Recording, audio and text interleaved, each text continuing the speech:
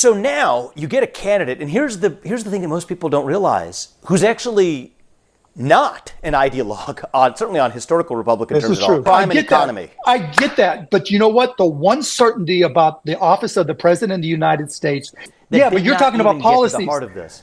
Look, I am concerned about policies. I'm deeply concerned. I have to admit. No, I'm not unconcerned. Billionaire investor Mark Cuban utterly destroyed MAGA Republican Trump supporter Sisik Ramaswamy in a debate about the 2024 election that Viv seemed to propose certainly dragged his feet on and then abruptly ended. But before we unpack all that, if you end up liking this video and you want to support the channel, please be sure to hit the like, subscribe and alert bells before you go. Alright friends, we have several clips to talk about in this video. V.I. Ramaswamy is a MAG of Republican Trump supporter. He technically ran against Trump in the 2023 Republican primary, but he went out of his way to avoid attacking Trump and criticizing Trump in any meaningful way, and quickly dropped out to endorse and support Trump. He's also a tech bro, multi-millionaire debate bro, and he loves to have conversations and spar with people on social media and in interviews. I will say before we jump into this, an iconic, an exquisite viral exchange between VI and somebody in a debate is a conversation or a brief exchange that he had with our buddy Luke Beasley, in which Beasley brought up to Viv that Donald Trump called for the termination of the Constitution, and Viv denied it, and Luke brought the receipts, and it went about as well as you expected. It was a total smackdown of V by Luke. Great stuff. So let's get into this conversation here. Mark Cuban is a billionaire investor. He has been an outspoken critic of Donald Trump, and he recently sat down for an interview with Vivek on Vivek's channel.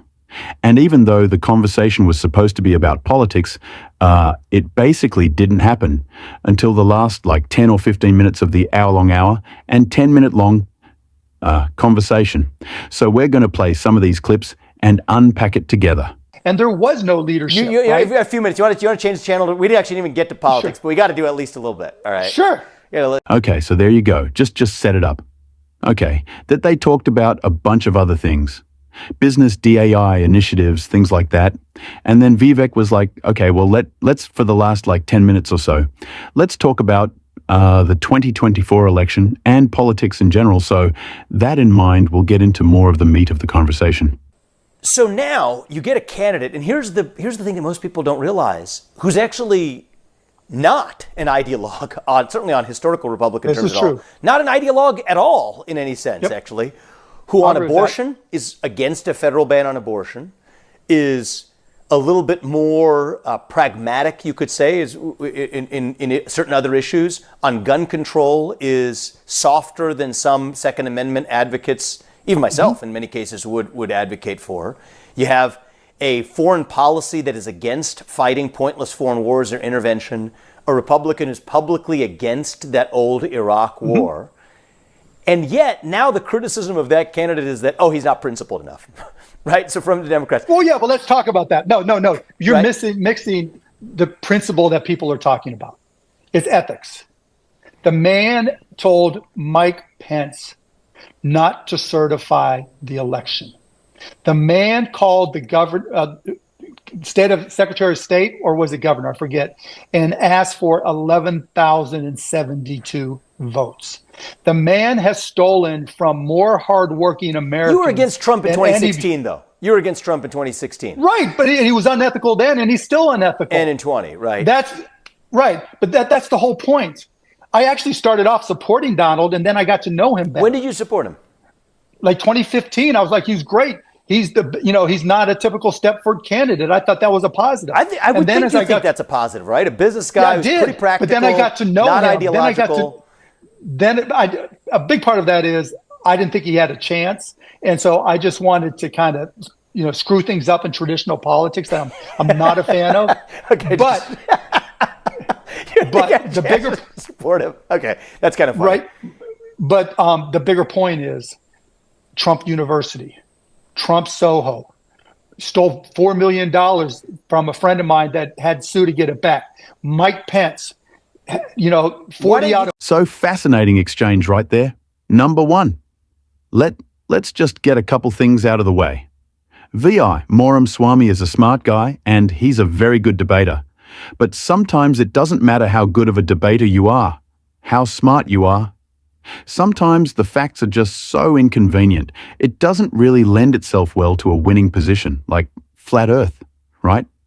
You can be the best debater in the world, but the best debater in the world, arguing in favor of flat Earth just has a seriously uphill battle. It's kind of the same thing here for V6 Ramaswamy, trying to make the case that Donald Trump is a principled and ethical actor in American politics. Which is why, I don't know if you notice, he didn't even address anything that Mark said. He's like, well, you didn't support Trump from the beginning. As if that in any way undermines or refutes the points that Mark Cuban is making. It doesn't matter. Even if Mark Cuban entered this entire conversation saying, yeah, from day one, since he marched down that escalator, I hated Donald Trump. It doesn't change the fact that Donald Trump is unethical and unprincipled. As a matter of fact, he could just cite that, yeah, I am well aware of Donald Trump. I was well aware of his public comments prior to running for president, his, litigious history, the accusations and lawsuits against him. I just knew he was an unprincipled, unethical actor, so I had ample reason to dislike him from the very beginning. But Mark Juan's like, actually, no. I went in kind of agnostic on Trump, and then supporting Trump initially, and then quickly, once I learned more about who Donald Trump was, then I turned against him. But it's true, the things that Mark Cuban just talked about, he referenced it there in the end. 40 out of 44, what he's talking about is 40 out of 44 of Donald Trump's cabinet and senior staff, when Trump was president, are not endorsing him. That's staggering, even if it was half that number. Even if it was 22 out of 44, that's staggering. That a guy is eligible to be president again. He's running for president right now. And the people who knew him best politically, who worked with him in the Trump administration much more closely than Vive Ramaswamy, who had no relationship with Trump at the time and wasn't a member of the Trump administration. They know better. They're the experts, and they're saying, hey Vic, hey Mark, I know Trump better than you. And I'm not endorsing him because I worked with him for him, and he's a bad president. Right? That's an informed opinion, certainly more informed than anything coming out of VC, or even Mark and Mark's appealing to that he's actually doing the smart thing, saying, hey, listen, the people who know Trump best politically in this particular environment as president of the United States are saying, the guy sucks. Right? Then there's the litany of frauds that he's committed, perpetrated against other Americans, the lawsuits, the losses that he's taken, Trump University, the scandals, the fact that, he recently, was found liable for sexual abuse, raping a woman, and had to pay her not only for that, but also for defamation. What he's saying is Trump may be a blank slate for Republicans to use as a vector to get the policy outcomes they want, which, by the way, I would argue that almost is worse. Right? In the sense that Trump has no principled positions. He has no real serious thought about politics. He just wants power. And that's a sort of nefarious fian bargain that Republicans have entered into with him. But on top of all that, he's not ethical. And so Vivek really doesn't have any answers for that. And I think it's really important that, Mark Cuban brings that up another clip. I get that. But you know what? The one certainty about the office of the president of the United States is the complete uncertainty, that you have no idea what comes next. Would you agree with that? Yes. Okay. And so in my mind, and I think a lot of people's minds that oppose Donald Trump, is that you want somebody there that is educated on the world, but more importantly, just is ethical. Right? So that they make ethical decisions. You want somebody when there is no precedent, it's never happened before. You want somebody that has hired not people who are most loyal, like Tony Soprano might have done, but hired the very best people. And those people want to stay and work for them, not that they're loyal. You want somebody whose first inclination is not to do what's in their own best personal interest. Again, what a great compelling argument that there's so many uncertainties and unknowns when you're the most powerful person on Earth, with the hardest job on Earth, commanding the world's only superpower. So in unprecedented times, you should probably defer to the moral compass of a person who is reliably ethical, reliably principled. And by the way, as a reminder, when there was precedent, 250 years worth of precedent, which is the peaceful transfer of power. Donald Trump was the first sitting president to break with that, which goes back to the first clip Mark Cuban's he tried to get Mike Pence to overthrow a free and fair election. Viv Ramaswamy and Republicans would be apoplectic. They would be demanding secession if a Democrat-radic president or a Democratic candidate did such a thing. Imagine in 2016, we had an outgoing Democratic President Barack Obama and outgoing Democratic Vice President Joe Biden. The current President of the United States. He was the Vice President. He was in Mike Pence's position on January 6, 2017. Imagine a scenario where Hillary Clinton's like, no, I don't concede the election, no. I don't accept the results.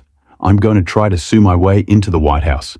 If that doesn't work, I'm going to conspire with Vice President Biden and President Barack Obama to just throw out the Trump votes and certify Hillary Clinton as the winner. Imagine how Vi Ramaswamy and Republicans would react to that. They'd be apoplectic. They would accept no excuses for it. It doesn't matter that it's an untested legal theory. It doesn't matter that you genuinely believe the election is stolen. Donald Trump won. That's the end of it.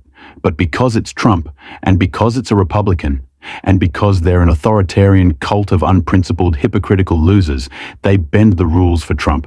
And Mark Cuban's like, that's ridiculous. He also references the call that Trump made to Brad Raffensperger, the Georgia Secretary of State, for 11,180 votes. I need one more, guys. It's all I need.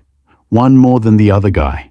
If he really believed that there was serious voter fraud, why would he only ask them to stop and just give him one more find me? One more than the other guy. Wouldn't you say something like, I believe that there are missing votes. I need you to find all the missing votes. No, because at the end of the day, he's outcome-oriented. Trump wanted to win.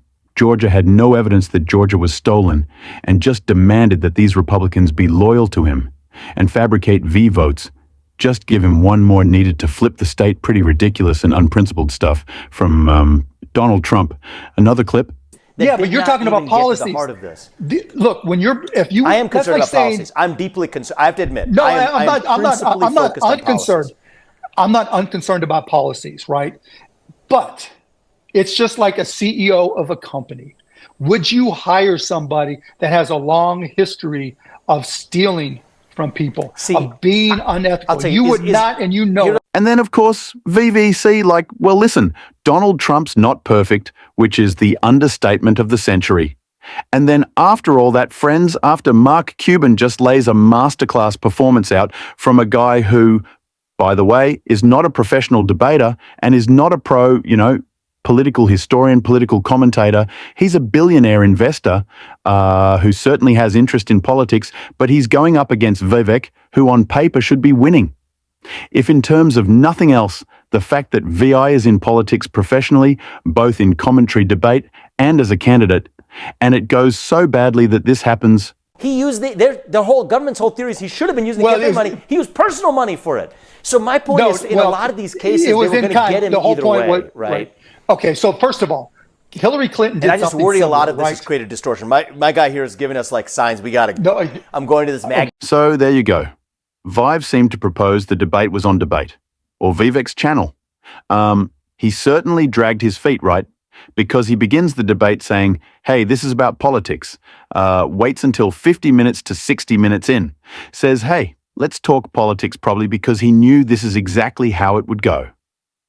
Donald Trump puts very intelligent people in an awkward position, or rather very intelligent people put themselves in an awkward position for Trump because they go to defend a guy who is basically indefensible.